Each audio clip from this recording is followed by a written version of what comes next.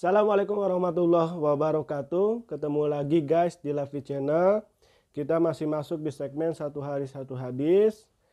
Ini masih di Sahih Bukhari. Nomor hadis di 5834. Dan hadisnya tentang taubat. Ini pernah dibacakan juga hadisnya tentang taubat ini. Cuman sengaja diulang lagi untuk menekankan bahwa pentingnya taubat itu untuk kita semua sebagai hamba-hambanya Allah. Apalagi ini kita masih berada di tahun baru Hijriah, tahun barunya Islam, yaitu tanggal 2 Muharram. An Anas radhiyallahu anhu qala Rasulullah sallallahu alaihi wasallam, Allahumma afrahu bitaubati abdihi min ahadikum saqata ala ba'irihi wa qad adallahu fi ardi falah. Dari Anas radhiyallahu an, dia berkata, Rasulullah shallallahu alaihi wasallam bersabda, Allah lebih gembira dengan taubat hambanya melebihi salah seorang dari kalian yang mendapatkan hewan tunggangannya yang telah hilang di padang yang luas. Pesan hadis, marilah kita bertaubat dengan sebaik-baiknya kepada Allah Subhanahu wa taala di tahun baru Hijriah ini. Ingatlah bahwa pintu taubat akan senantiasa terbuka sampai matahari terbit dari barat, yaitu sampai waktunya kiamat. Semoga 1 tahun ke depan masing-masing dari kita menjadi pribadi yang semakin baik, berani mengakui kesalahan, dan mencoba untuk senantiasa kembali ke jalan yang benar setelah melakukan kesalahan. Jadi yang kita angkat di sini adalah pesan dari hadis ini, bahwa kita bertobat itu kepada Allah harus dengan sebaik-baiknya atau sesungguh-sungguhnya. Jadi jangan sampai kita taubat kepada Allah tuh setengah-setengah. Sekarang taubat, besok ngelakuin dosa yang sama lagi. Sekarang taubat, besok ngelakuin dosa yang sama lagi. Begitu aja setiap hari. Tapi setidaknya walaupun begitu, itu masih mending lah daripada kita melakukan dosa tidak taubat-taubat. Itu lebih bahaya lagi. Karena tidak tahu kapan kita akan diwafatkan oleh Allah. Jangan sampai ketika kita melakukan dosa, niat besok mau taubat, tapi sudah diwafatkan Allah ketika kita melakukan dosa. Itu yang kita takutkan dan kita ngerikan. Itu. Makanya bertaubatlah kita kepada Allah dengan sebaik-baiknya taubat. Atau dengan sungguh-sungguh, atau dengan benar-benar, atau dengan seluruh jiwa dan raga kita pasrahkan hanya kepada Allah. Itulah tujuan taubat kita dengan sebaik-baiknya. Nah, jadikan awal tahun ini juga sebagai suatu introspeksi diri kita, bahwa setiap tahun itu pasti kita akan melakukan dosa yang sama. Tapi bagaimana caranya di tahun depan ini kita tidak lagi melakukan dosa yang sama seperti yang kita lakukan pada tahun-tahun sebelumnya. Kita tingkatkan terus keimanan kita kepada Allah. Kita tingkatkan terus taubat kita kepada Allah. Usahakan itu. Agar apa? Ketika pas di titik akhir hayat kita, kita dalam keadaan benar-benar bertobat kepada Allah, dan Allah benar-benar menerima taubat kita sebagai hambanya. Nah, ingatlah bahwa pintu taubat akan senantiasa sampai matahari terbit dari barat.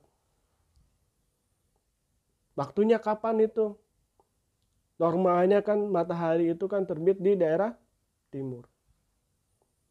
Selama matahari tidak terbit dari barat, pintu taubat akan Allah selalu bukakan kepada siapa?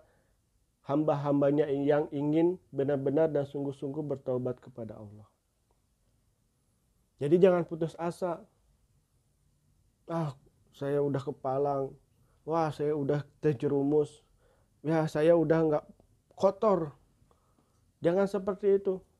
Sekotor-kotornya diri kita, seburuk-buruknya kiri kita, Allah menjanjikan akan terus menerima taubat hamba-hambanya sampai matahari benar-benar terbit dari barat, yaitu sampai benar-benar waktu kiamat.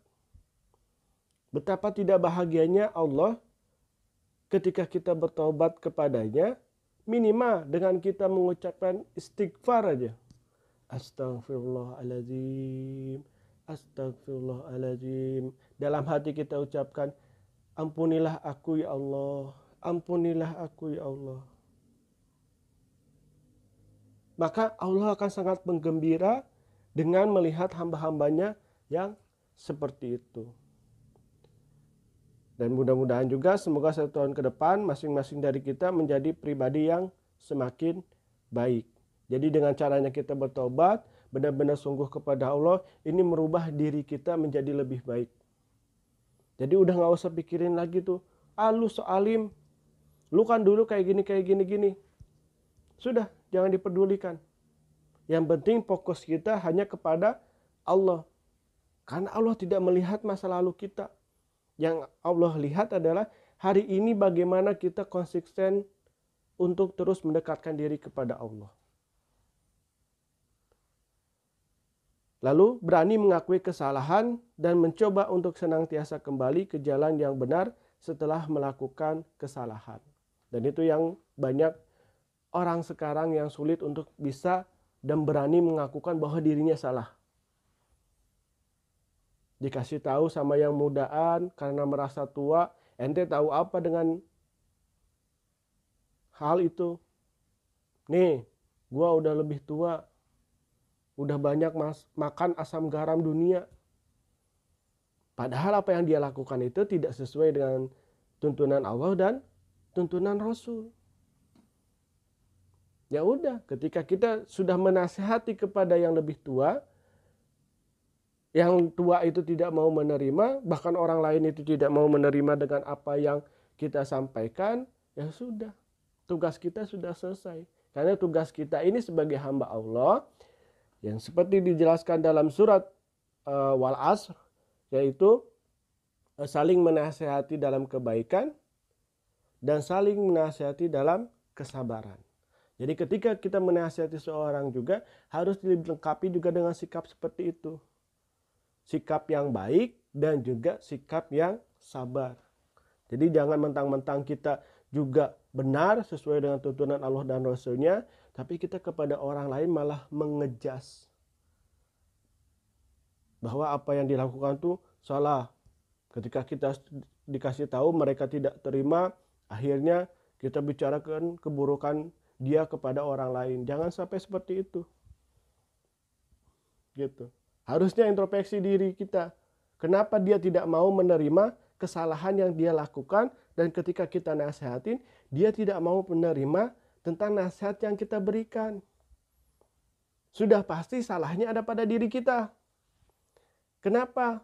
Apakah diri kita sudah menyampaikannya kepada mereka dengan cara yang baik, dengan cara yang sebaik-baiknya, atau dengan cara yang buruk?